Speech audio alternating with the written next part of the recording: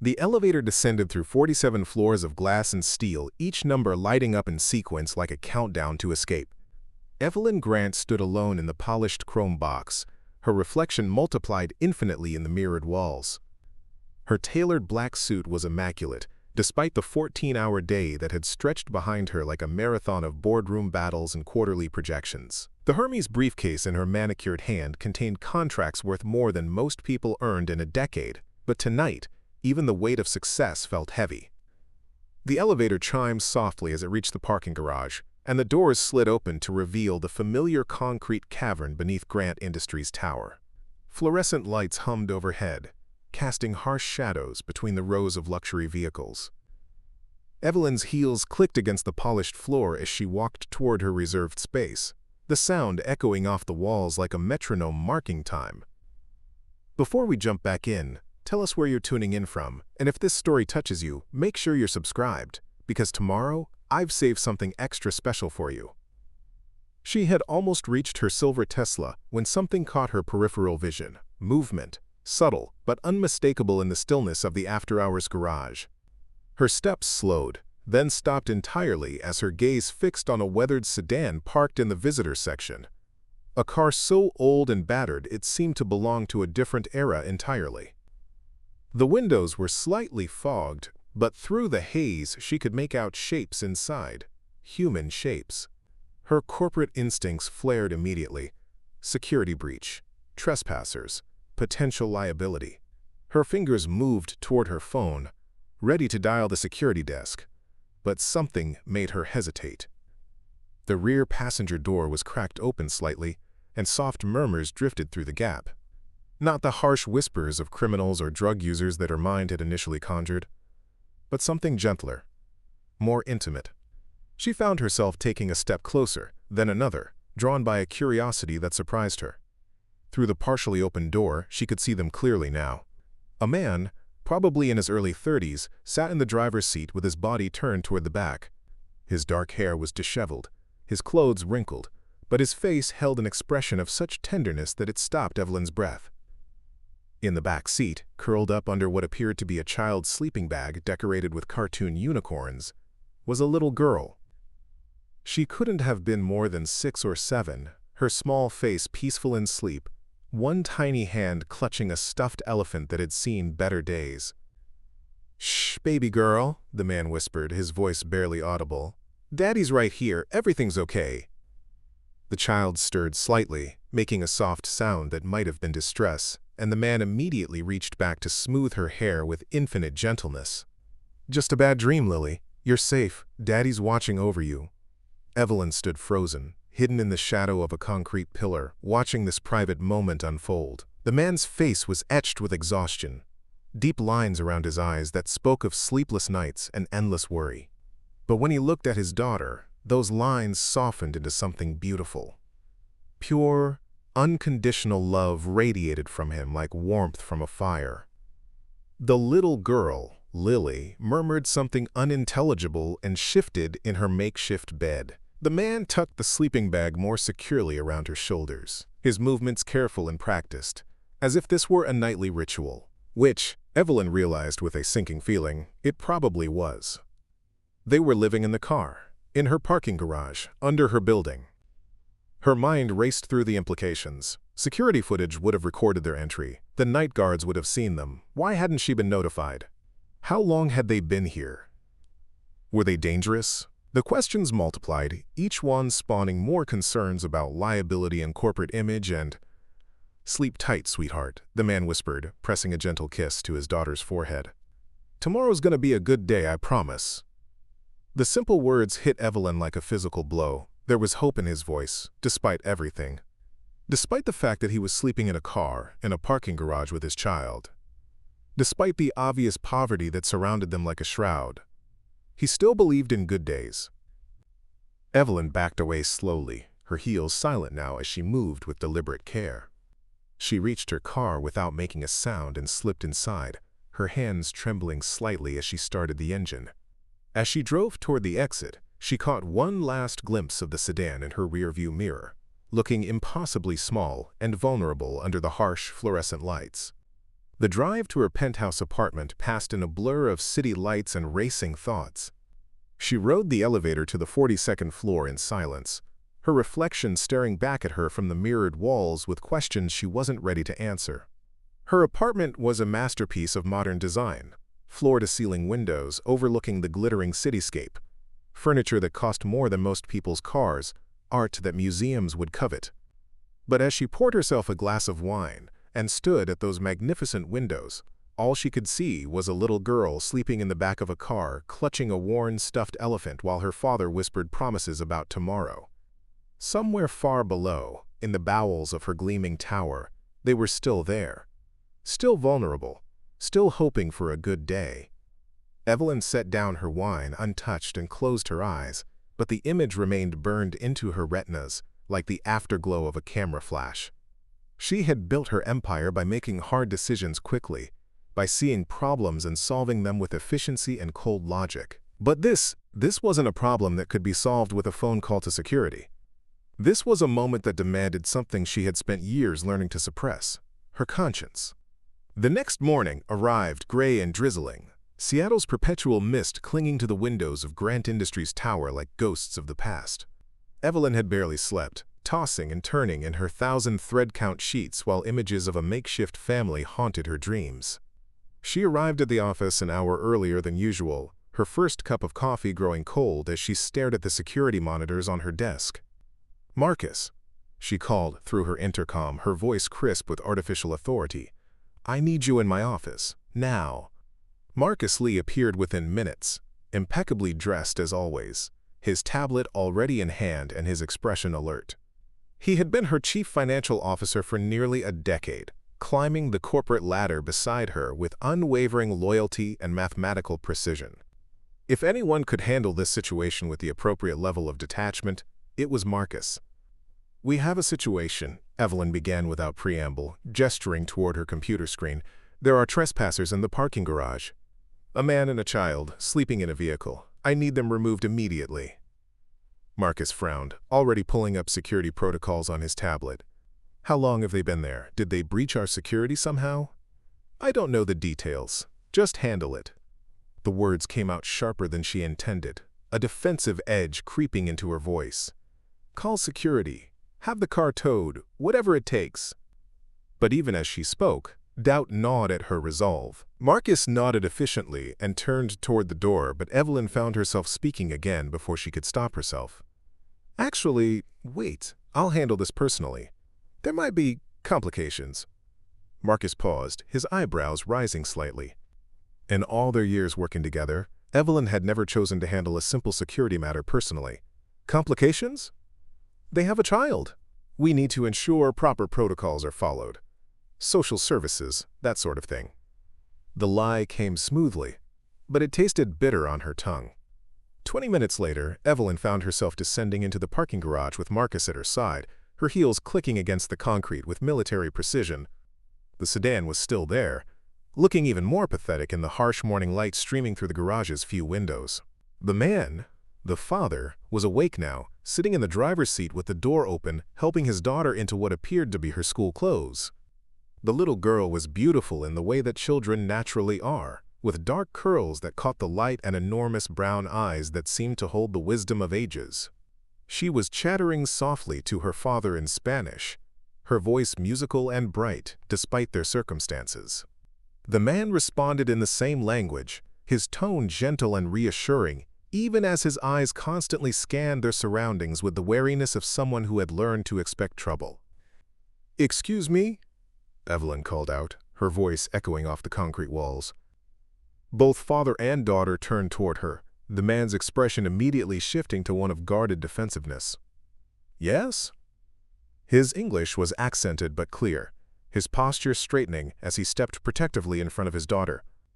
Evelyn approached slowly, acutely aware of how she must look to them, a wealthy woman in an expensive suit, flanked by corporate authority, descending like judgment from above. "I'm Evelyn Grant. I own this building." The man's jaw tightened almost imperceptibly. "I see." "You can't stay here," she continued, hating how cold the words sounded. "This is private property. There are regulations, insurance liability." "I understand." The man's voice remained steady, but Evelyn caught the slight tremor in his hands as he reached for his daughter's backpack. "We'll go. I'm sorry for the trouble." It was then that the little girl stepped forward, her small hand slipping into her father's much larger one. "Papa, what's wrong? Are we in trouble?" The man knelt down to her level immediately, his expression softening as he switched back to Spanish. "No, mija, we just need to find somewhere else to stay for a while." "But I like it here," the child said, her voice small but not frightened. "It's warm, and the lights are pretty at night." Evelyn felt something twist in her chest, a sensation she hadn't experienced in years. The child's innocent acceptance of their situation, her ability to find beauty even in a parking garage, was devastating in its simplicity. "What's your name?" Evelyn found herself asking, crouching down to the child's eye level despite the protests from her expensive suit. The little girl glanced at her father, who nodded almost imperceptibly. "Lily," she said softly, "Lily Reyes. And this is my papa, Daniel." "It's nice to meet you, Lily." The words came out gentler than Evelyn had intended. "You're getting ready for school?" Lily nodded enthusiastically. "I love school. Mrs. Patterson says I'm very good at reading, and today is library day. That's my favorite." Behind Evelyn, Marcus cleared his throat pointedly. "Miss Grant, we really should." "Give us a moment." Evelyn cut him off without turning around. Her eyes remained fixed on Daniel Reyes, noting the pride that flickered across his face when his daughter spoke about school, the way his shoulders straightened despite their dire circumstances. "How long have you been here?" she asked. Daniel hesitated, his protective instincts clearly warring with the need to cooperate. 3 days, he finally admitted. "We had nowhere else to go, but I didn't think, we're not causing any trouble. We're quiet, we're clean." "Where do you work?" "I do odd jobs, construction, car repair, whatever I can find." His chin lifted slightly, dignity asserting itself despite everything. "I'm not asking for charity. I work for everything we have." Evelyn studied his face, seeing the exhaustion, the worry, but also the fierce determination that burned in his dark eyes. This wasn't a man who had given up. This was a man who was fighting against impossible odds for the sake of his child. "Miss Grant," Marcus said again, his voice tight with barely concealed impatience. "The security risk." "They're not a security risk," Evelyn said sharply, finally standing and turning to face her CFO. "They're a father and daughter who need a place to sleep." Marcus's expression shifted to one of concern. "Evelyn, I understand you want to be compassionate, but we have protocols, insurance requirements. If the board finds out—" "The board won't find out," Evelyn said, the words surprising her even as she spoke them. She turned back to Daniel, who was watching the exchange with wary confusion. "You can stay, tonight at least. But this isn't a permanent solution." Daniel's eyes widened. We don't need charity. I can pay." "This isn't charity," Evelyn said firmly. "This is a temporary arrangement while we figure out something more suitable." She pulled a business card from her purse and handed it to him. "My direct line. If security gives you any trouble, you call me." She turned and walked away before either Daniel or Marcus could respond, her heels clicking against the concrete with renewed purpose. But as she waited for the elevator, she heard Lily's voice float across the garage, bright and wondering. "Papa, is she an angel?" And Daniel's response, soft but clear, "I think she might be, Misha. I think she just might be." The curiosity was eating her alive. 3 days had passed since her encounter with Daniel and Lily in the parking garage, and despite her best efforts to focus on quarterly reports and board presentations, Evelyn found her thoughts constantly drifting to the weathered sedan parked 47 floors below. She had given strict instructions to security to leave them alone, but questions multiplied in her mind like compound interest. Were they really as harmless as they seemed? Was Daniel telling the truth about working? And most pressingly, what was their daily routine when they left the safety of the garage each morning? On Thursday morning, Evelyn made a decision that would have seemed impossible to her just a week earlier. Instead of heading directly to her office after arriving at the tower, she lingered in the lobby coffee shop, positioning herself near the floor-to-ceiling windows that offered a view of the parking garage exit. At precisely 7:15 a.m., she watched as the battered sedan emerged into the gray Seattle morning, Daniel behind the wheel with Lily visible in the passenger seat. Without allowing herself to second-guess the impulse, Evelyn abandoned her untouched latte and hurried to her own car. Following someone through city traffic required skills she didn't know she possessed, but desperation made her resourceful. She stayed 3 cars back, her hands gripping the steering wheel with white-knuckled intensity as she navigated the morning rush hour.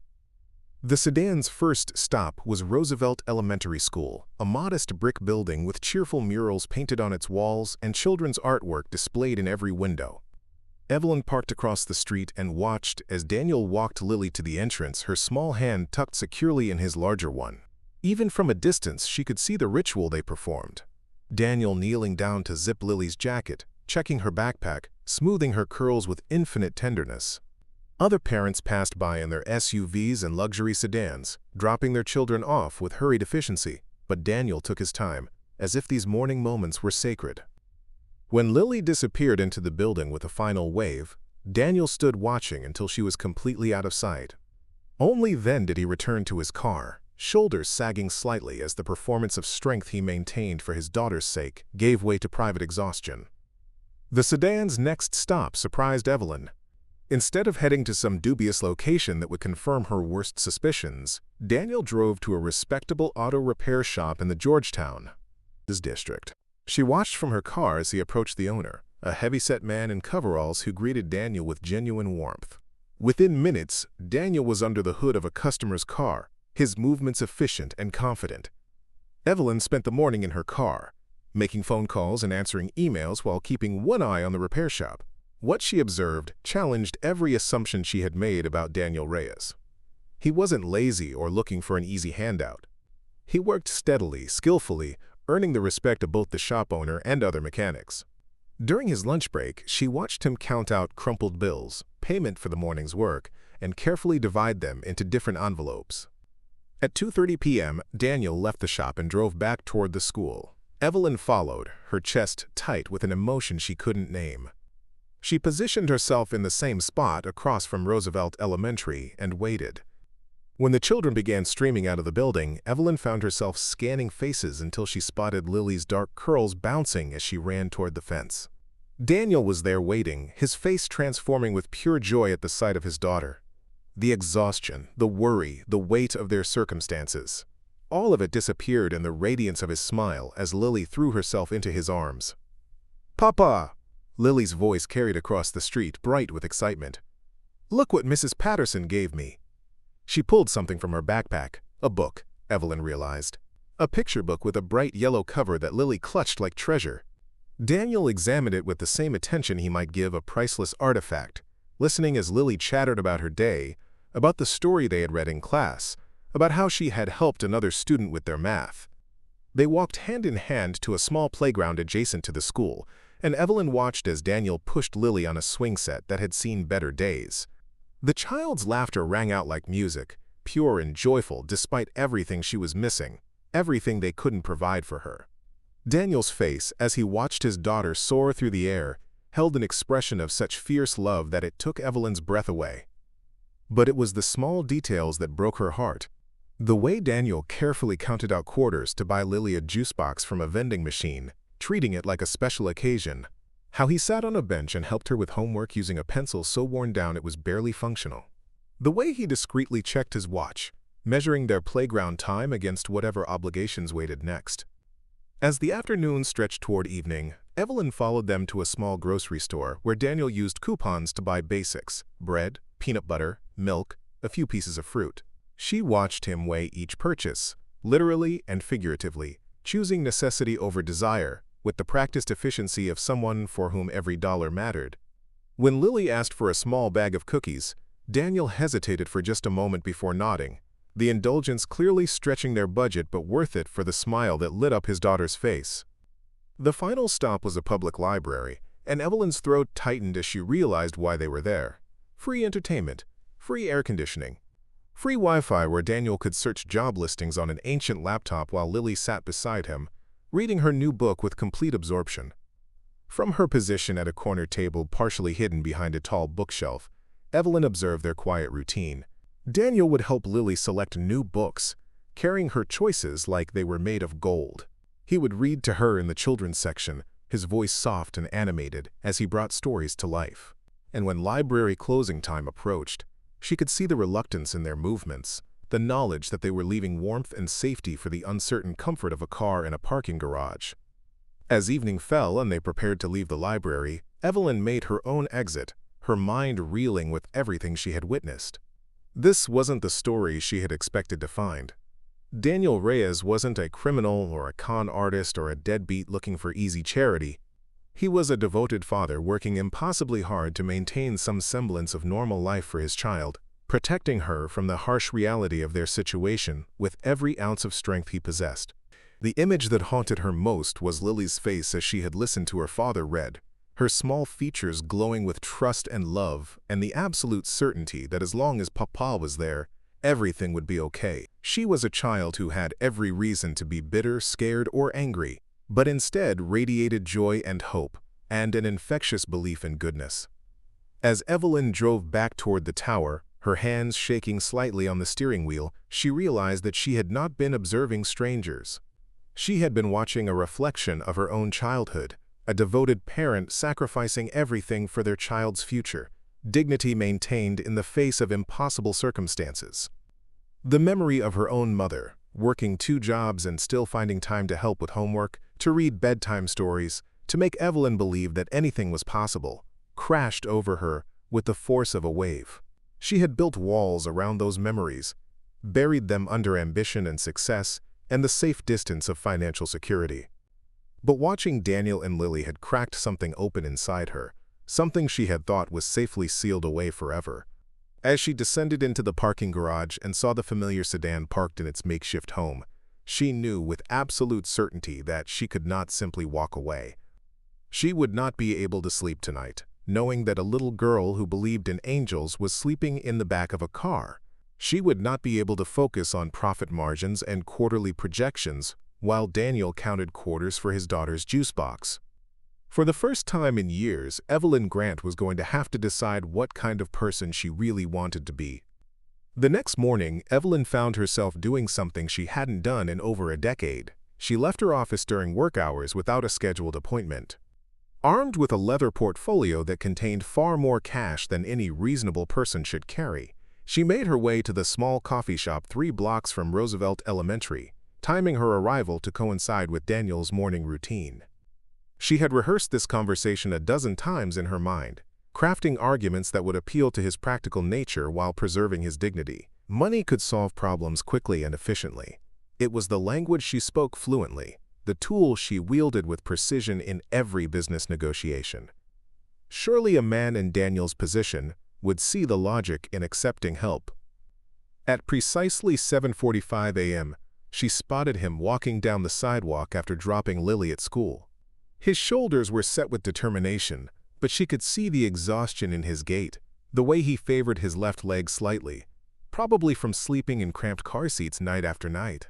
He wore the same clothes she had seen him in yesterday, clean but showing signs of wear that spoke to a limited wardrobe. "Mr. Reyes," she called out, stepping into his path with what she hoped was a warm but professional smile. Daniel stopped abruptly, his expression shifting from surprise to wariness in the span of a heartbeat. "Ms. Grant, I wasn't expecting. Is everything okay? Are we in trouble?" "No, not at all," Evelyn said quickly, gesturing toward the coffee shop. "I was hoping we could talk. Perhaps over coffee?" Daniel glanced at his watch, a gesture that didn't go unnoticed by Evelyn. Every minute of his day was clearly accounted for, probably measured against potential earnings. "I have to get to work. The shop opens at 8 and—" "This won't take long, please." There was something in her voice that made him pause, a vulnerability she rarely let show. "It's important." 5 minutes later, they sat across from each other at a small table by the window, Daniel nursing a black coffee while Evelyn's latte sat untouched. She had purchased a chocolate chip muffin that she pushed across the table toward him, noting how his eyes lingered on it before he politely declined. Preparing and narrating this story took us a lot of time, so if you are enjoying it, subscribe to our channel. It means a lot to us. Now back to the story. "Mr. Reyes." "Daniel," she began, her hands folded precisely around her portfolio. "I've been thinking about your situation, and I'd like to help." Daniel's jaw tightened almost imperceptibly. "We're managing fine." "Are you?" The question came out sharper than she intended, and she softened her tone immediately. "I'm sorry. I don't mean to be intrusive. It's just, a child shouldn't have to sleep in a car." Something flickered across Daniel's face. Pain, shame, defensive anger, before his expression shuddered closed again. "Lily doesn't know it's not normal. I make sure she thinks it's an adventure." "But you know," Evelyn said gently, "and I imagine the weight of that knowledge is crushing." For a moment, Daniel's composure cracked, and she saw the raw desperation he worked so hard to hide. But then his spine straightened, pride reasserting itself like armor. "What exactly are you offering, Miss Grant?" Evelyn opened her portfolio and withdrew an envelope, placing it on the table between them.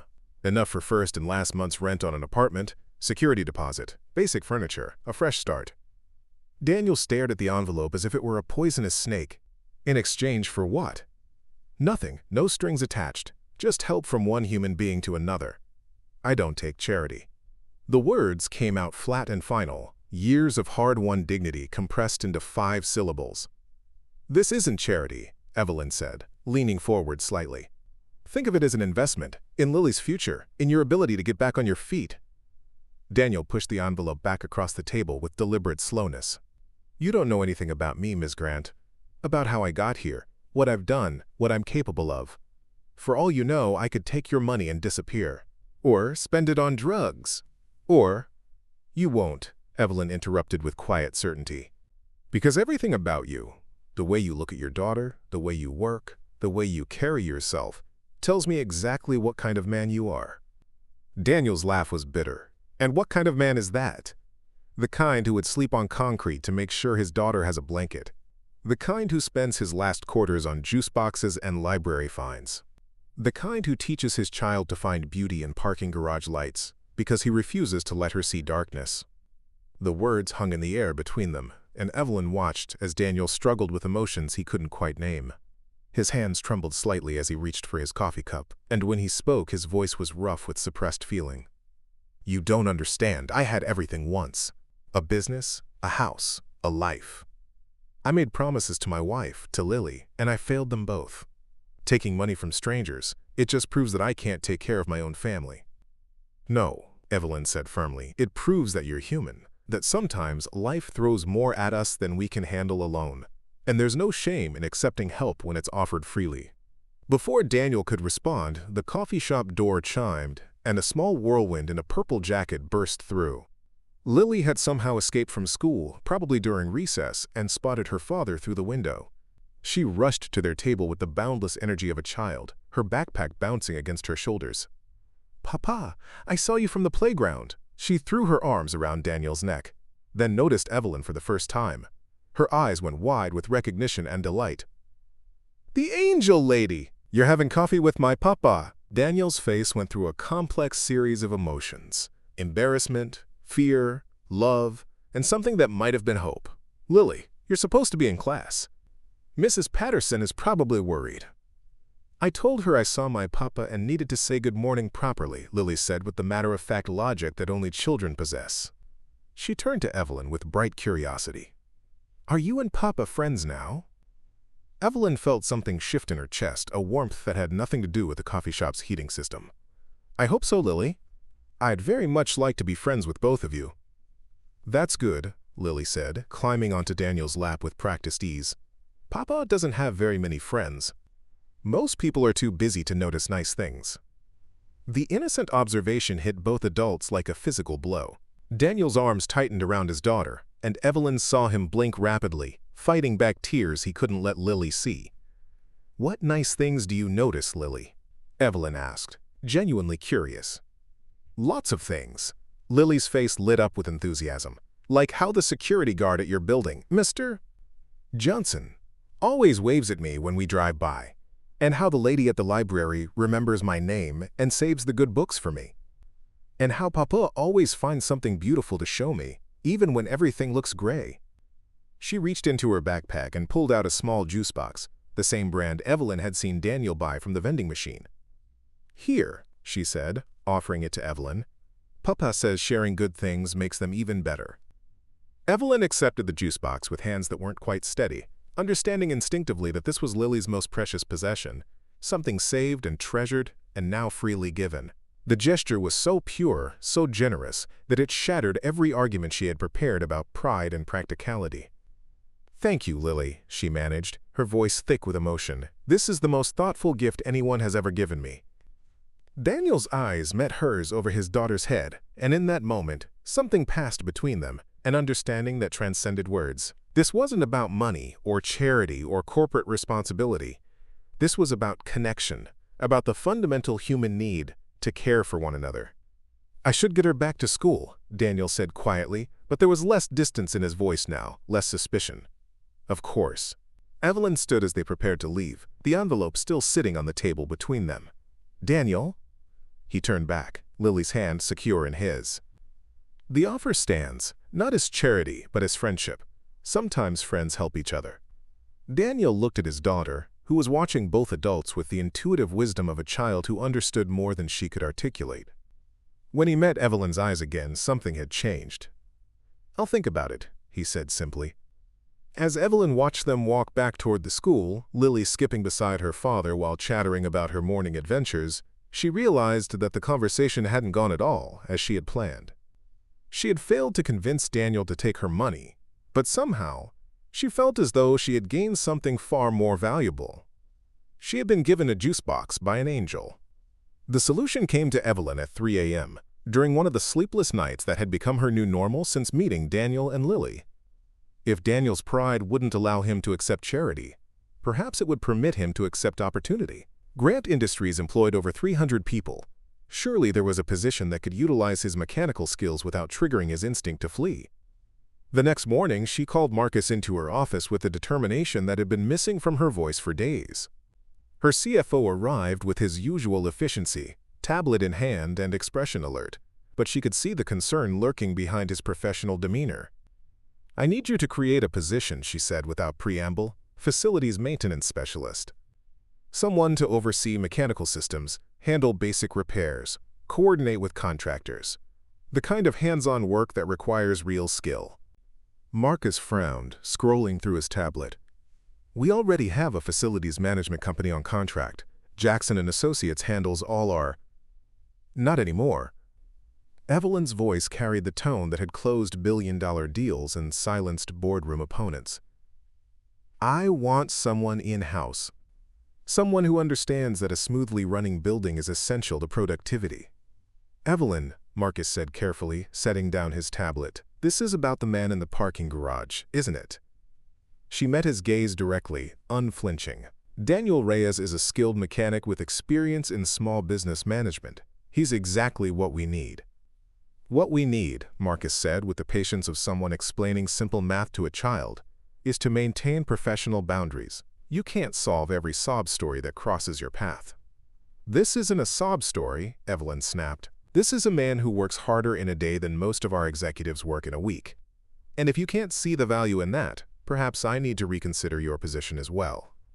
The threat hung in the air between them, and Marcus had the wisdom to recognize when his boss had crossed from suggestion into command.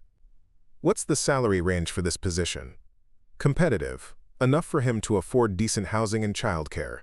She slid a folder across her desk. "I've done the research. Market rates, benefits, everything above board." 2 hours later, Evelyn found herself in the parking garage once again, but this time her approach was different. Instead of the predatory dissent of a corporate executive, she moved with the measured pace of someone offering genuine opportunity. Daniel was there, as she had expected, organizing items in the car's trunk with military precision while Lily sat in the back seat, coloring in a book that had seen better days. "Mr. Reyes," she called softly, not wanting to startle them. Daniel straightened immediately, his body language shifting to high alert. "Ms. Grant. Is everything all right?" "Actually, yes, I have a proposition for you, a job offer." The wariness in Daniel's eyes deepened. "I told you, I don't need." "This isn't charity," Evelyn interrupted, pulling out her phone to show him the official job posting. "Grant Industries is looking for a facilities maintenance specialist. Full-time position. Competitive salary, benefits. The work involves everything from basic repairs to coordinating major system maintenance. Daniel took the phone with hands that weren't quite steady, his eyes scanning the job description with growing surprise. This is legitimate? Completely. The position reports directly to me, which means you'd have the autonomy to solve problems the way you see fit. No micromanagement, no bureaucratic nonsense. Just honest work for honest pay. From the back seat, Lily's voice piped up with innocent curiosity. Papa, what's happening? Is the angel lady offering you a job? Daniel's face went through a complex series of emotions: hope, fear, skepticism, and something that might have been desperate longing. The job description mentions healthcare benefits. Full medical and dental coverage, Evelyn confirmed, for you and any dependents. The significance of that wasn't lost on either of them.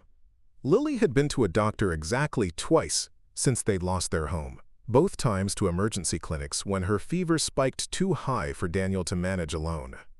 The stress of not being able to provide proper health care for his daughter was written in every line around his eyes. There has to be a catch, Daniel said quietly. People like you don't just hand out jobs to people like me. People like me? Evelyn raised an eyebrow. You mean people who recognize talent when they see it? Who understand that the best employees are those who work like their lives depend on it? Because, quite frankly, they do. She gestured toward the car, toward the neat organization that spoke to Daniel's character, toward Lily's cheerful acceptance of circumstances that would break most adults. You've been managing an impossible situation with grace and dignity for months. If you can keep a family together under these conditions, imagine what you could do with actual resources. Daniel looked down at his daughter, who had abandoned her coloring to listen to the adult conversation with rapt attention. Lily's dark eyes moved between her father and Evelyn could almost see the wheels turning in the child's bright mind. Would Papa work in the big pretty building? Lily asked Evelyn directly. He would, Evelyn confirmed, and there's a childcare center on the 15th floor. You could stay there after school until your father finishes work. Lily's eyes went wide with wonder. A childcare center? With other kids? Lots of other kids, Evelyn said, remembering her own childhood longing for playmates, for normalcy, and games and books and snacks. Daniel was quiet for a long moment, his internal struggle visible on his face. Finally, he spoke, his voice rough with emotion. Why? Why are you doing this? Evelyn considered the question, all the careful justifications she had prepared. But looking at Lily's hopeful face, at Daniel's exhausted pride, she found herself speaking a truth she hadn't fully acknowledged until that moment. Because my mother worked 2 jobs to keep us housed and fed when I was Lily's age. Because I remember what it felt like to be invisible. To have people look through you like you didn't matter. Because everyone deserves a chance to prove what they're capable of when someone believes in them. The honesty in her voice seemed to break through Daniel's final defenses. His shoulders sagged slightly, and when he looked at her again, the suspicious distance had been replaced by something infinitely more valuable: trust. When would I start? He asked. Monday morning, 8 a.m. I'll have human resources prepare all the paperwork. She paused, then added more gently. And Daniel? There's temporary housing available in the company apartments. Furnished studios for employees in transition. Not charity. It's part of the benefits package. That evening, as Evelyn watched the sunset paint the Seattle skyline in shades of gold and crimson, she felt something she hadn't experienced in years. The satisfaction that came from using her power for something beyond profit margins. Tomorrow, Lily would wake up in a real bed instead of a car seat. Tomorrow, Daniel would clock in as an employee instead of searching for day labor. But most importantly, tomorrow would mark the beginning of something Evelyn had forgotten she was capable of: genuine human connection. Her phone buzzed with a text from an unknown number. The message was simple: "Thank you, Brady." Attached was a photo that made her breath catch. Lily, sitting on a real bed in what must be the company apartment, holding her stuffed elephant and grinning at the camera with pure, radiant joy. In the background, Daniel was visible through a doorway, unpacking their few possessions with movements that spoke of disbelief and gratitude. Evelyn saved the photo to her phone and found herself smiling, really smiling, for the first time in longer than she could remember. Sometimes, she realized, the best business decisions had nothing to do with business at all. The whispers started on Tuesday. Evelyn first noticed them during the morning executive meeting, the way conversations paused when she entered the conference room, how eyes slid away from hers with the guilty quickness of children caught gossiping. The feeling followed her through the day like a shadow, the sense that her every move was being scrutinized, evaluated, found wanting. By Wednesday, the whispers had evolved into pointed questions. Jessica Ward cornered her after the quarterly review, her smile sharp enough to cut glass. "Evelyn, darling," Jessica began, her voice dripping with false sweetness, "I've been hearing the most interesting stories about your new hire." Evelyn kept her expression neutral, years of corporate warfare having taught her never to show weakness to sharks who could smell blood in the water. "Which hire would that be?" "The maintenance man, the one who was living in our parking garage." Jessica's perfectly manicured fingers drummed against her leather portfolio. "Some of the board members are asking questions about your judgment, about the company's exposure to liability." "Daniel Reyes is an excellent employee," Evelyn said evenly. "His work speaks for itself." "Does it?" Jessica tilted her head with mock concern. "Because I've heard some very disturbing rumors. About special treatment. About bending rules for personal favorites. The kind of behavior that could raise serious concerns about leadership fitness." The threat was subtle but unmistakable. Jessica Ward had been circling Evelyn's position like a vulture for years, waiting for any sign of weakness she could exploit. The daughter of pharmaceutical royalty, Jessica had never worked for anything in her life, but she wielded her family connections and old money influence with surgical precision. "I think you're mistaken," Evelyn replied, her voice carrying just enough ice to frost the windows. "But if you have specific concerns about Mr. Reyes's performance, I'd be happy to review his work record with you." Jessica's smile widened, revealing teeth like perfect pearls arranged in a predator's grin. "Oh, I'm sure his work is adequate. It's your work I'm concerned about. The board expects executive decisions to be based on business considerations, not emotional impulses."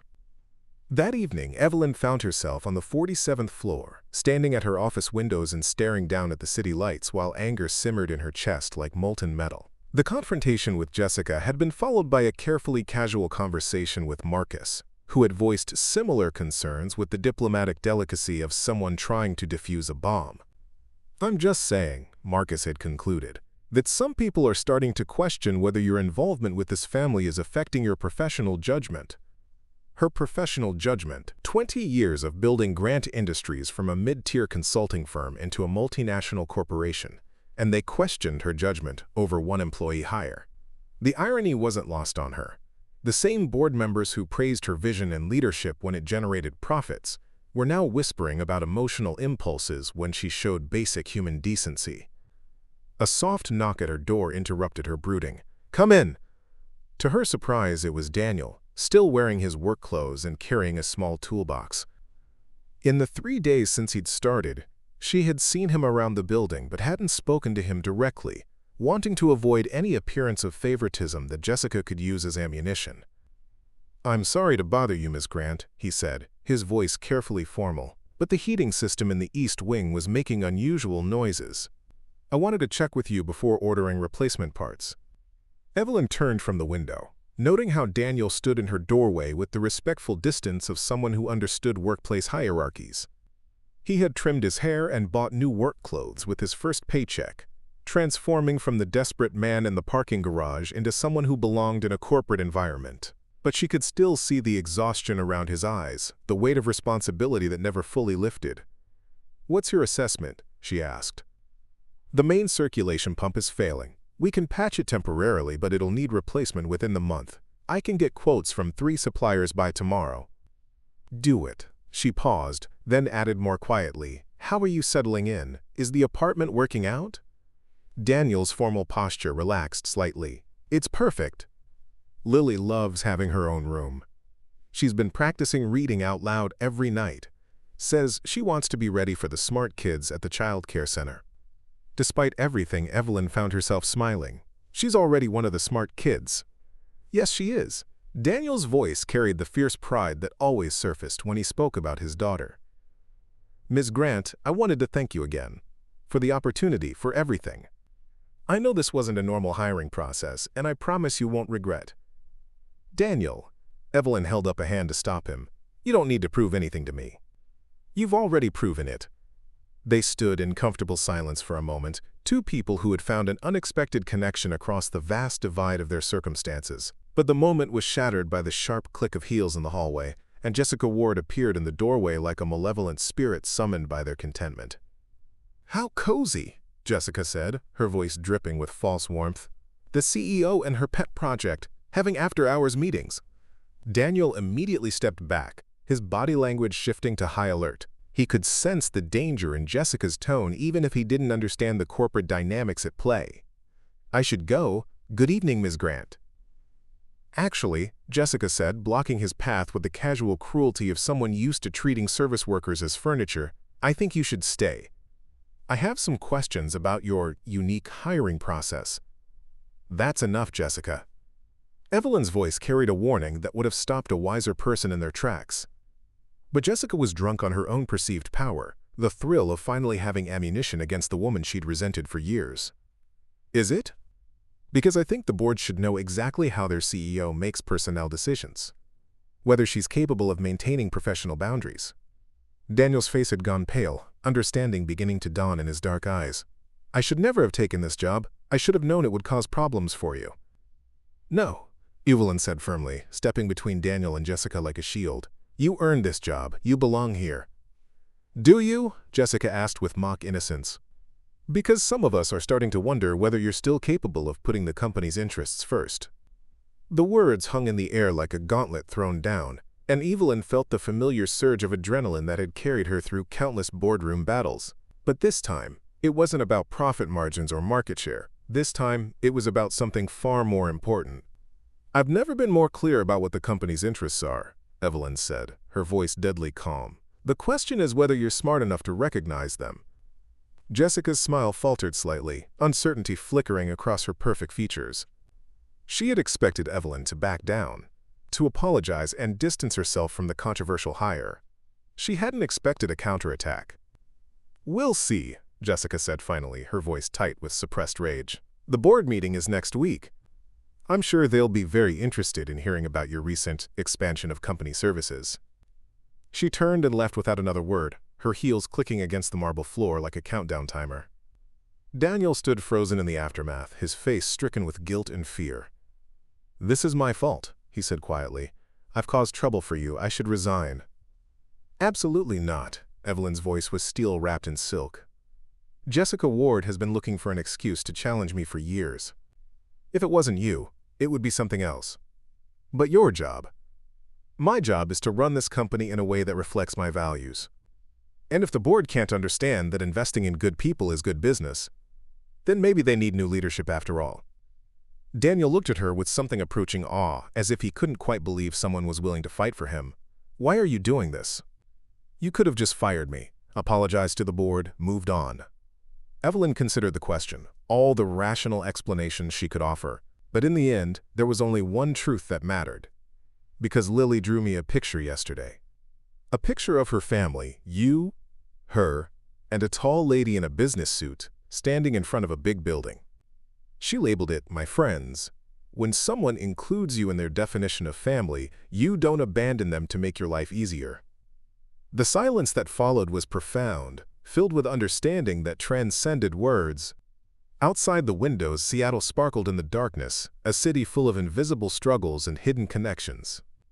But in that moment, standing in her office with a man who had become far more than an employee, Evelyn felt something she hadn't experienced in years. She felt like she was exactly where she belonged. The battle lines were drawn, and she was ready for war. The rain fell in sheets across Seattle's Capitol Hill neighborhood, turning the streets into rivers of reflected neon and blurred headlights. Evelyn sat in her Tesla outside a modest Craftsman house, the windshield wipers beating a steady rhythm that matched her racing heart. She had been sitting there for 20 minutes, phone in hand, trying to work up the courage to knock on Rosa Martinez's door. Rosa had been her mother's closest friend during those lean years when Evelyn was growing up, the kind of woman who appeared with casseroles during crises and sage advice during storms. A retired social worker with 4 decades of experience helping families navigate impossible circumstances, Rosa possessed the kind of wisdom that came from witnessing both the worst and best of human nature. Evelyn hadn't spoken to Rosa in 3 years, not since her mother's funeral, when grief had made her retreat into the safety of work and isolation. But now, facing a decision that could cost her everything she had built, she found herself desperate for the perspective of someone who understood the weight of choosing compassion over convenience. The house looked exactly as Evelyn remembered, flower boxes overflowing with herbs despite the November chill, a hand-painted sign that read "Bienvenidos" hanging beside the front door, warm yellow light spilling from windows that promised sanctuary. She finally forced herself out of the car and up the front steps, her designer heels slipping slightly on the wet wood. Rosa answered the door before Evelyn could knock, as if she had been watching from the window. At 72, she was smaller than Evelyn remembered, but no less formidable. Her silver hair pulled back in an elegant bun, and her dark eyes sharp with intelligence and barely concealed delight. "Mija," Rosa said simply, opening her arms, "it's about time." The embrace lasted longer than Evelyn had expected, and she found herself fighting back tears she hadn't known were building. Rosa's home smelled of cinnamon and sage, familiar scents that transported Evelyn back to childhood afternoons when the world felt safer and moral choices seemed clearer. "Come," Rosa said, leading her into a living room that was somehow both cluttered and perfectly organized. Books overflowed from shelves, family photos covered every surface, and a fire crackled in the hearth. "Sit, I'll make tea." "Rosa, I don't want to impose." "Hush." Rosa waved away her protests with the authority of someone who had spent decades cutting through bureaucratic nonsense to reach the heart of problems. "When Elena Grant's daughter shows up at my door looking like the weight of the world is on her shoulders, making tea is not an imposition, it's a privilege." 20 minutes later, they sat across from each other at Rosa's kitchen table, steaming mugs of chamomile tea, warming their hands while rain continued to drum against the windows. Evelyn had intended to present her dilemma with the same professional distance she used in board meetings, but Rosa's presence had a way of stripping away pretense. "There's a man," Evelyn began, then stopped, realizing how that sounded. "Not like that. A father, with a little girl. They were living in my parking garage." Rosa listened without interruption as Evelyn told the story. Daniel's quiet dignity, Lily's infectious joy, the job offer that had seemed so reasonable at the time. She spoke about Jessica's threats, the board's whispered concerns, the growing pressure to choose between her career and her conscience. "They think I'm being emotional," Evelyn concluded, her voice tight with frustration, "that I'm letting personal feelings cloud my business judgment. Maybe they're right. Maybe I am risking everything for strangers." Rosa was quiet for a long moment, her weathered hands wrapped around her mug as she considered her response. When she spoke, her voice carried the weight of experience earned through years of impossible decisions. "Tell me about the little girl," she said finally. Evelyn blinked, surprised by the redirect. "Lily? She's remarkable, 6 years old, but wise beyond her years. She finds joy in everything, library books, juice boxes, even parking garage lights. Her father has somehow protected her from the worst of their situation, while still teaching her to be grateful for small kindnesses. And when you look at her, what do you see?" The question hit deeper than Evelyn had expected. She closed her eyes, remembering Lily's face in the morning light. The way she had offered her precious juice box with such generosity, the picture she had drawn of her family that included a tall lady in a business suit. "Oncome, I see myself," Evelyn admitted quietly, "the child I was before I learned to build walls, before I decided that caring too much was a weakness." Rosa nodded slowly. "Your mother used to worry about that, about how hard you worked to make yourself invulnerable. She was proud of your success, Mija, but she wondered if you remembered the difference between being strong and being closed." The words cut deep, touching wounds Evelyn hadn't realized were still tender. "She never said anything, because she trusted you to find your way back to your heart when the time was right." Rosa reached across the table to cover Evelyn's hand with her own. "I think that time might be now. But what if they're right? What if I am letting emotions compromise my judgment?" Rosa's laugh was warm and rich, filled with decades of accumulated wisdom. "Mija, I spent 40 years working with families in crisis. Do you know what I learned? The people who worry about being too emotional are never the ones who actually are. True emotional decisions are impulsive, self-serving, dramatic. What you're describing, caring about a child's welfare, offering opportunity to someone willing to work for it, that's not emotion, that's justice. She stood and moved to a bookshelf, returning with a faded photo album. Let me show you something. The album fell open to a page of newspaper clippings and photographs from the 1980s. Rosa pointed to a picture of herself, 20 years younger, standing beside a young Hispanic woman holding a baby. Maria Vasquez, Rosa explained. 17 years old, pregnant, nowhere to go. The system wanted to put her in a group home, take the baby. Everyone said I was being too emotionally involved when I fought for her, when I helped her find housing and job training. She flipped the page to reveal a more recent photo, the same woman, now in her 50s, wearing a nurse's uniform and standing beside a hospital sign. Maria became a pediatric nurse, dedicated her life to helping children because someone believed she was worth investing in. Was that emotion, or was that justice? Evelyn stared at the photos, understanding beginning to dawn. How many stories like this do you have? Hundreds, Rosa said simply. And yes, some of them didn't work out. Some people I tried to help made choices that disappointed me. But the ones who succeeded, they succeeded because someone saw their potential and decided their dignity mattered more than policy. They sat in comfortable silence for a moment, the weight of Rosa's words settling between them like seeds taking root. Outside, the rain had softened to a gentle patter, and the fire in the hearth cast dancing shadows on the walls. Your board members, Rosa said finally, they see Daniel as a risk because they've never been hungry. They've never had to choose between pride and their child's welfare. They've never slept in a car, and still managed to get their daughter to school every morning with a smile. To them, poverty is an abstract concept, a line item on a charity budget. She leaned forward, her eyes intense with conviction. But you know better. You remember what it feels like to be invisible, to have people look through you like you don't matter. And now you have the power to make sure that doesn't happen to someone else. What if it costs me everything? Evelyn asked quietly. Rosa smiled, the expression transforming her weathered face into something luminous. Misha, you've already lost everything that really mattered. Your capacity for connection, your memory of who you used to be before success made you afraid. This Daniel and his little girl, they're not threatening your real life. They're offering to give it back to you. The truth of those words resonated in Evelyn's chest like a bell struck clear and true. She thought about the past week, about the way Lily's laughter had awakened something in her she thought was permanently buried, about how Daniel's quiet dignity had reminded her that strength came from protecting others, not just protecting yourself. The board meeting is tomorrow, Evelyn said. Then you have tonight to decide who you want to be, Rosa replied. The woman who built an empire, or the woman who remembers why empires are worth building. As Evelyn drove home through the rain-washed streets, Rosa's words echoed in her mind like a compass pointing toward true north. For the first time in years, the path forward seemed clear even if it led through fire. She had spent 2 decades building walls around her heart, but some things were worth tearing those walls down for. A little girl's trust, a father's dignity, the memory of her own mother's belief that success meant nothing if it came at the cost of your humanity.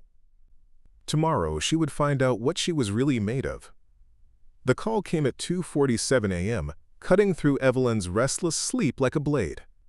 She reached for her phone with the practiced efficiency of someone accustomed to corporate emergencies, but the number on the screen was unfamiliar. Her blood turned to ice as she realized who must be calling at this hour. Miss Grant? Daniel's voice was rough with panic and exhaustion. I'm sorry to wake you, but Lily, she's burning up. I don't know what to do. Evelyn was already reaching for her clothes before he finished speaking. Where are you? The apartment. I gave her children's Tylenol, but her fever won't break. It's been climbing for hours and His voice cracked, years of suppressed fear finally bleeding through his carefully maintained composure. I can't afford the emergency room.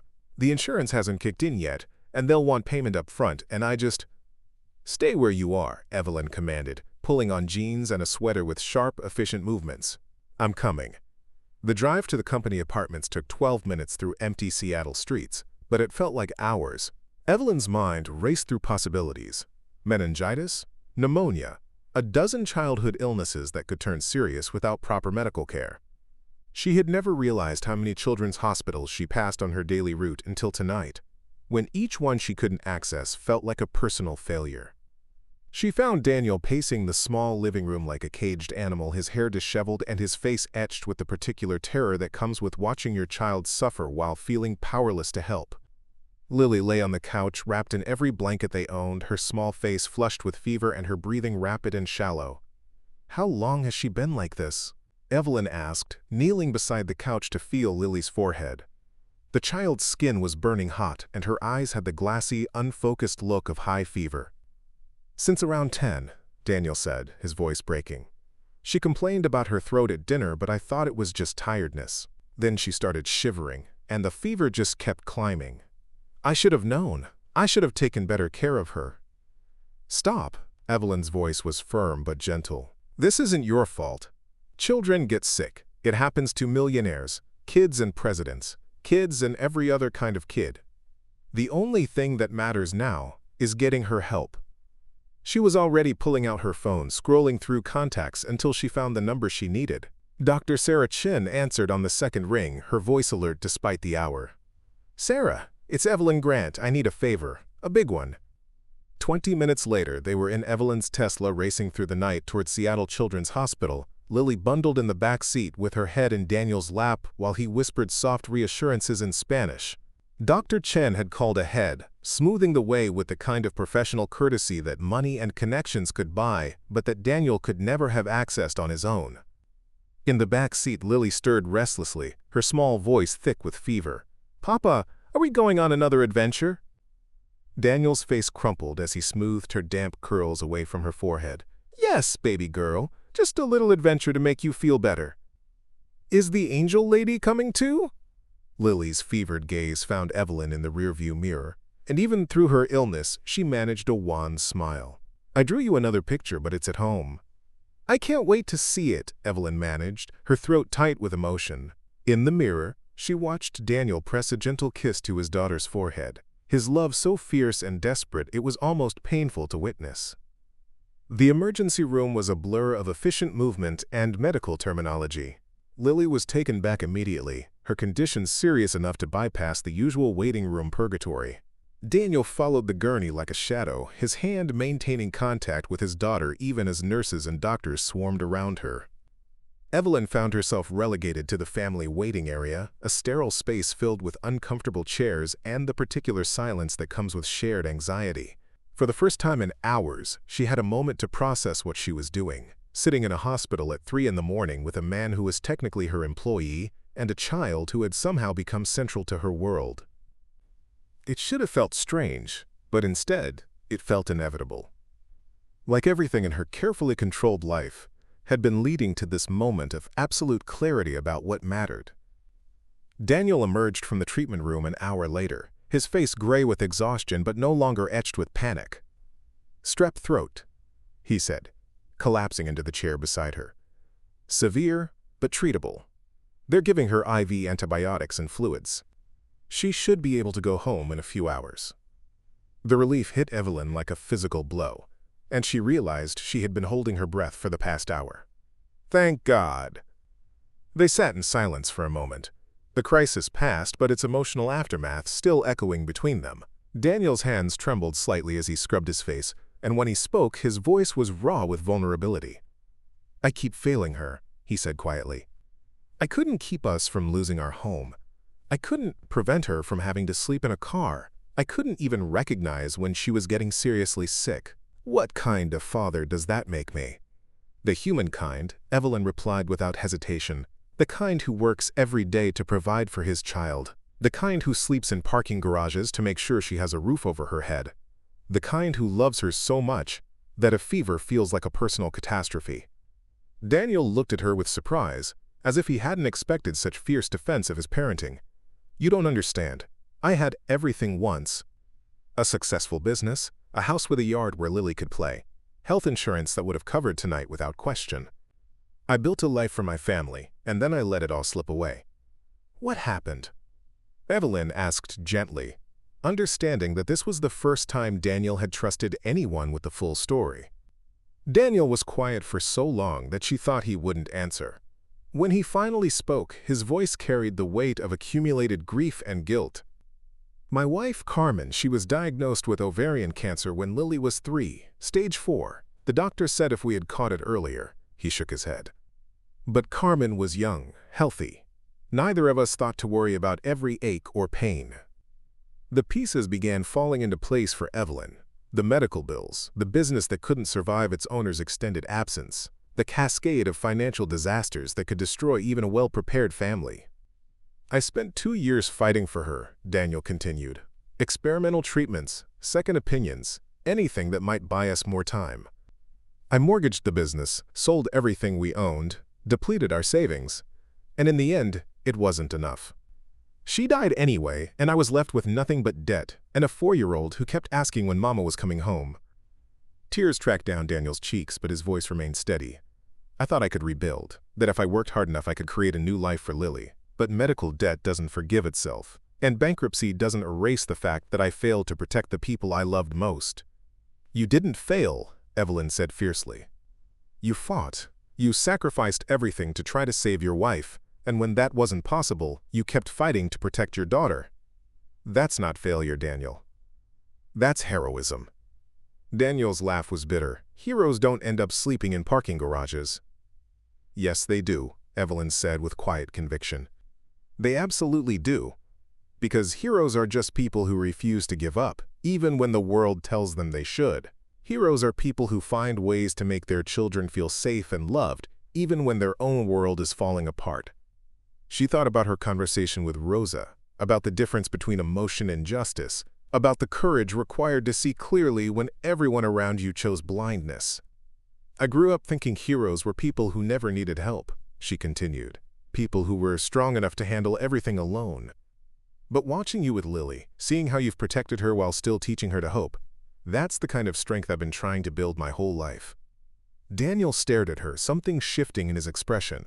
"Why are you telling me this?"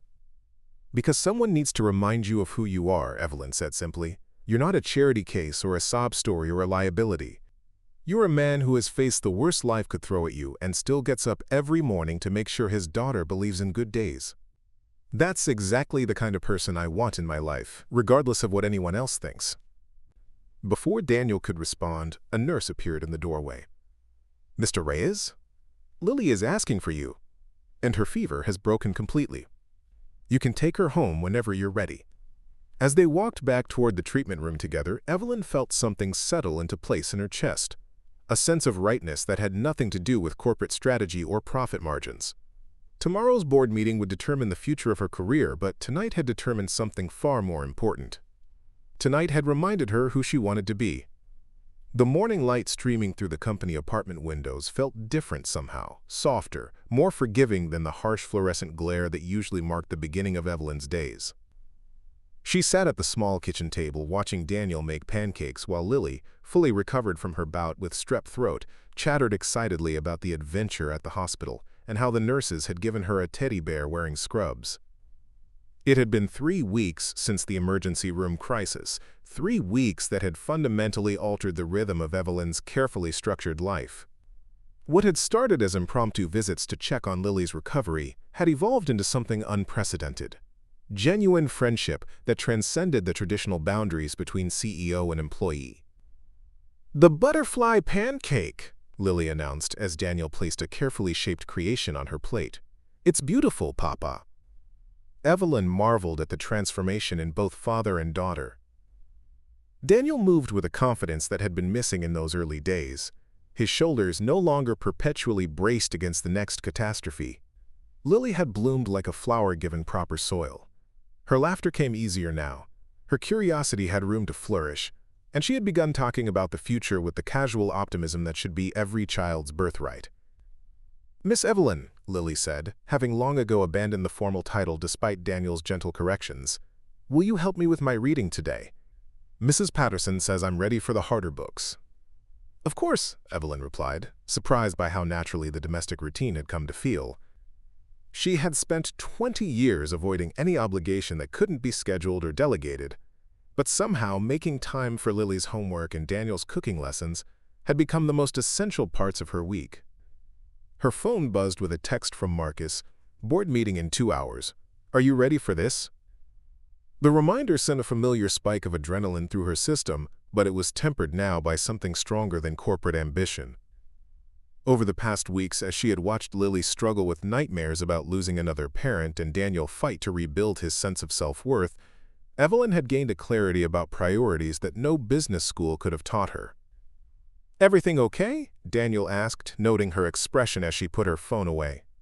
"Board meeting today," she said simply. "The final showdown with Jessica and her allies."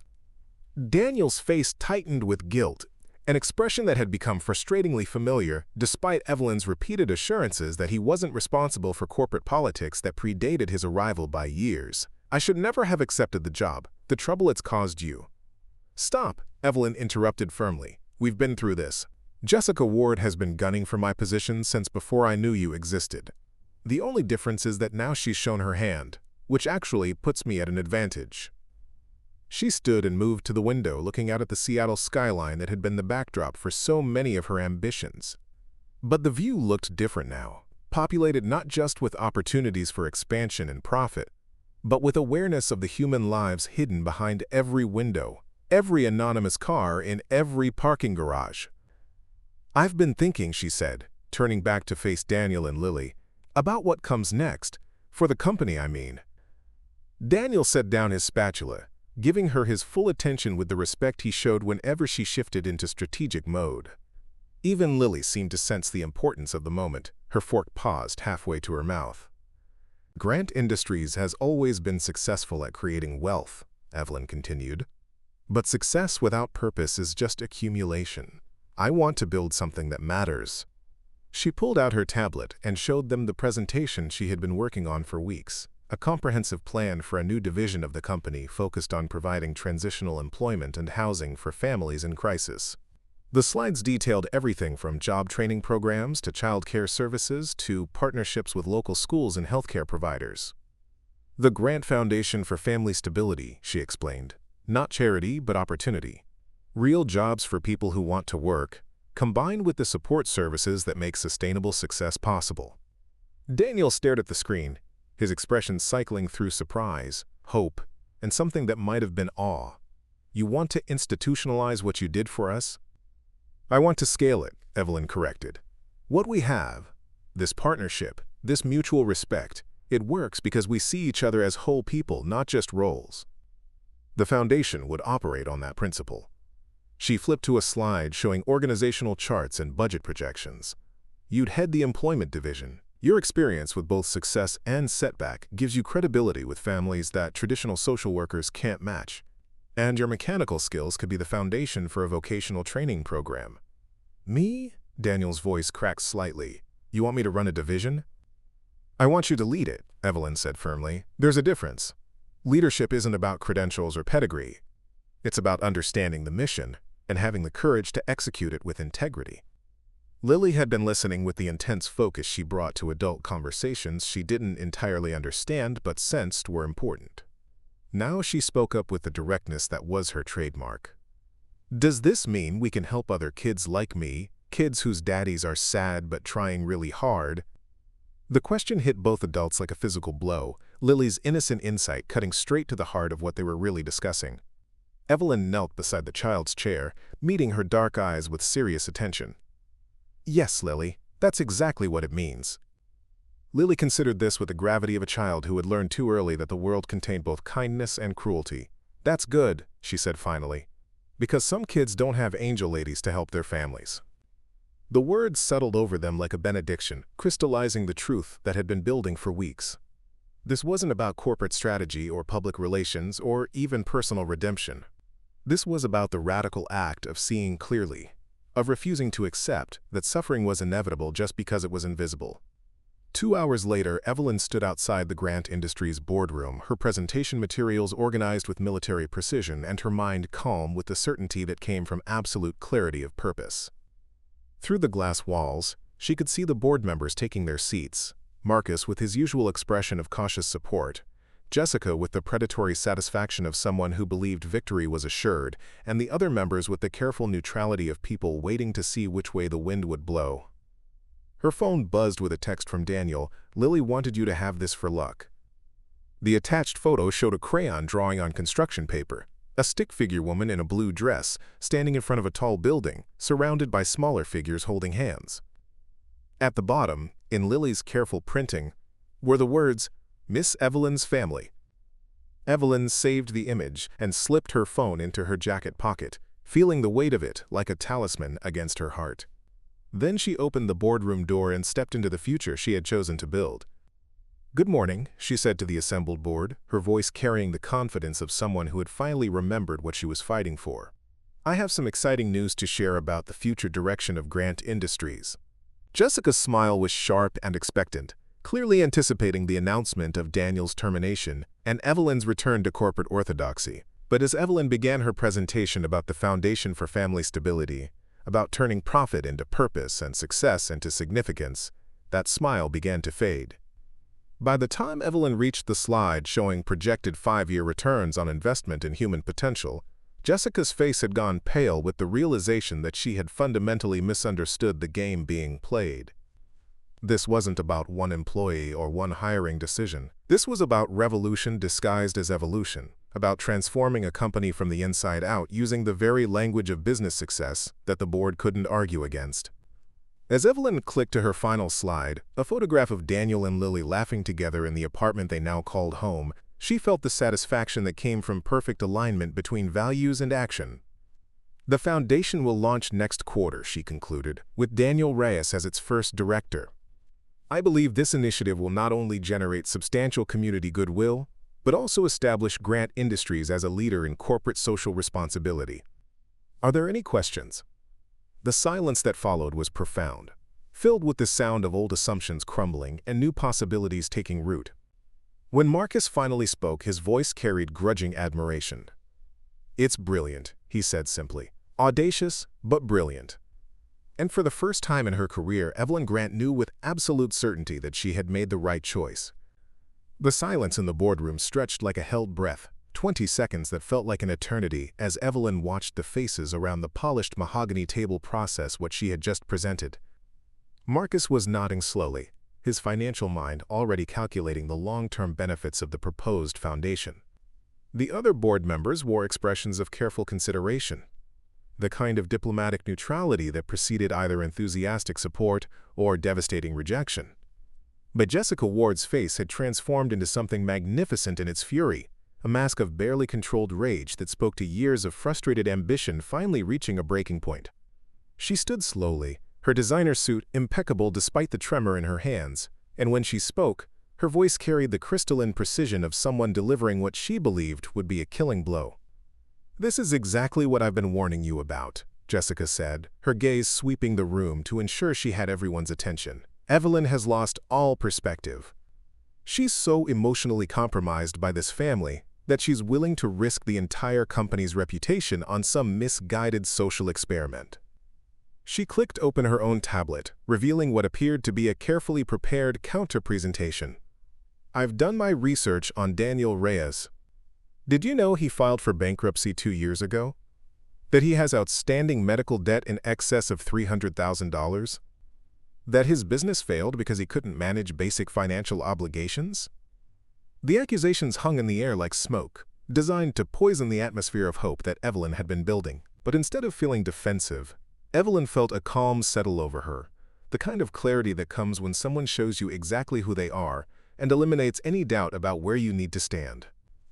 "You're absolutely right," Evelyn said, her voice steady and clear. "Daniel did file for bankruptcy. He did accumulate devastating medical debt. His business did fail." Jessica's smile widened, victory gleaming in her eyes, but Evelyn wasn't finished. "What you failed to mention," Evelyn continued, "is that the bankruptcy was the result of 2 years spent fighting to save his wife's life. That the medical debt was accumulated because he refused to give up on experimental treatments that might have bought her more time. That his business failed because he chose to be at his dying wife's bedside instead of in boardroom meetings." She stood and moved to the windows, looking out at the city that sprawled below them. Thousands of buildings housing millions of stories of struggle and triumph, love and loss, decisions made in impossible circumstances. "Jessica sees those facts as disqualifications," Evelyn said, turning back to face the board. I see them as the exact qualifications we need. Daniel Reyes understands what it means to face impossible choices with grace. He knows what it's like to sacrifice everything for someone you love. He's experienced both success and failure. And he's learned that dignity isn't about never falling down. It's about how you get back up. Marcus leaned forward, his expression thoughtful. The foundation would be a separate entity, correct? With its own board and oversight. Completely independent, Evelyn confirmed. Grant Industries would provide initial funding and ongoing support, but the foundation would operate with full autonomy. If it succeeds, we benefit from the positive association. If it fails, our exposure is limited. And if the media gets hold of this story? Jessica interjected, her voice sharp with desperation. A CEO who hires homeless people to run corporate initiatives? The public relations nightmare alone would be exactly the kind of publicity most companies would pay millions for, Marcus interrupted smoothly. Corporate social responsibility isn't just good ethics anymore, Jessica. It's good business. Millennials and Gen Z consumers make purchasing decisions based on company values. This foundation positions us as leaders in that space. Evelyn watched the dynamics shift around the table, seeing the moment when Jessica realized she had fundamentally misread the room. The other board members were beginning to nod, recognizing the strategic value of what Evelyn was proposing. But Jessica wasn't finished. Fine, Jessica said, her voice rising with the pitch of someone playing their final card. But I demand a formal review of Evelyn's fitness to continue as CEO. Her judgment has been compromised by personal attachment to this family.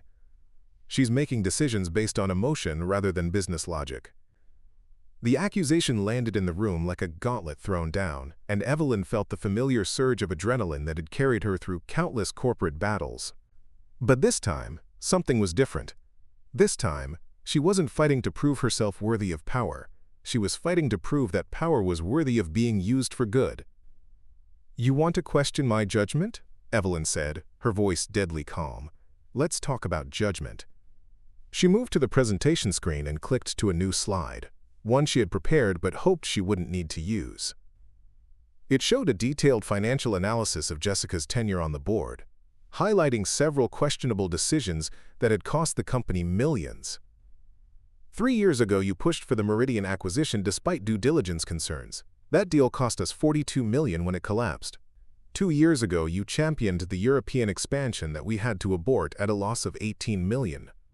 Last year, you voted against the tech infrastructure upgrade that would have prevented the security breach that cost us $37 million in remediation.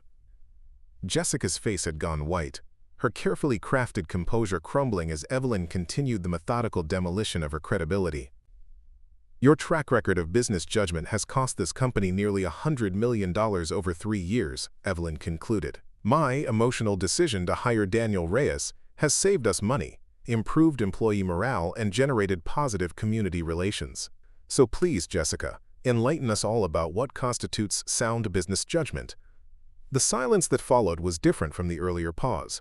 This one carried the weight of finality, of bridges burned and alliances shifted. When the vote was called, it wasn't even close.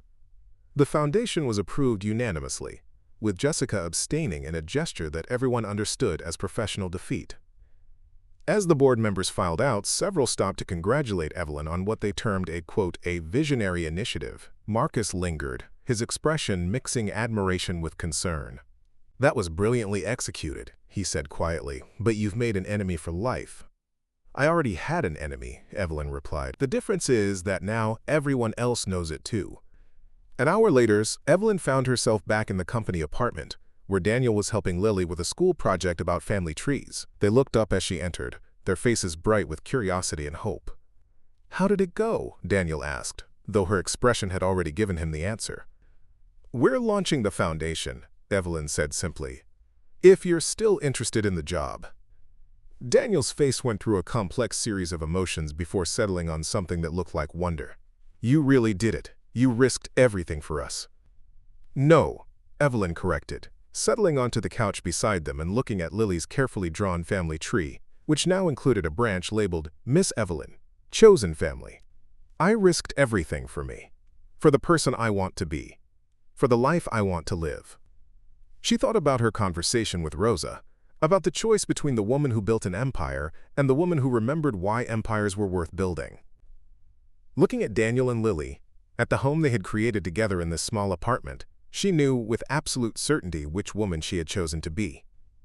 Besides, she added, reaching over to help Lily color in one of the tree branches, we're not taking risks anymore, we're building the future. Outside the windows, Seattle glittered in the afternoon sun, a city full of hidden struggles and invisible families, parking garages that might shelter angels, and corporate towers that could become beacons of hope if the right people chose to light them. In the small apartment that had become the most important room in her empire, Evelyn Grant sat coloring with a 6-year-old girl who believed in angel ladies and good days, learning that sometimes the most revolutionary act was simply choosing to see clearly. The foundation would help hundreds of families over the coming years. Daniel would become one of the most respected advocates for family services in the Pacific Northwest. Lily would grow up knowing that kindness was strength, that dignity was non-negotiable, and that families came in all shapes and sizes. But none of that was as important as this moment, sitting on a couch with paint-stained cushions, teaching a child how to color inside the lines while learning herself that the most beautiful art happened when you had the courage to color outside them. Miss Evelyn, Lily said, holding up her completed family tree with pride, do you think other kids will get to have chosen families too? Evelyn looked at the drawing, a sprawling oak with branches that connected names and hearts in ways that had nothing to do with blood and everything to do with love, and smiled with the satisfaction of someone who had finally found her true north. I think they will, sweetheart, she said. I think they absolutely will. Up next, you've got 2 more standout stories right on your screen.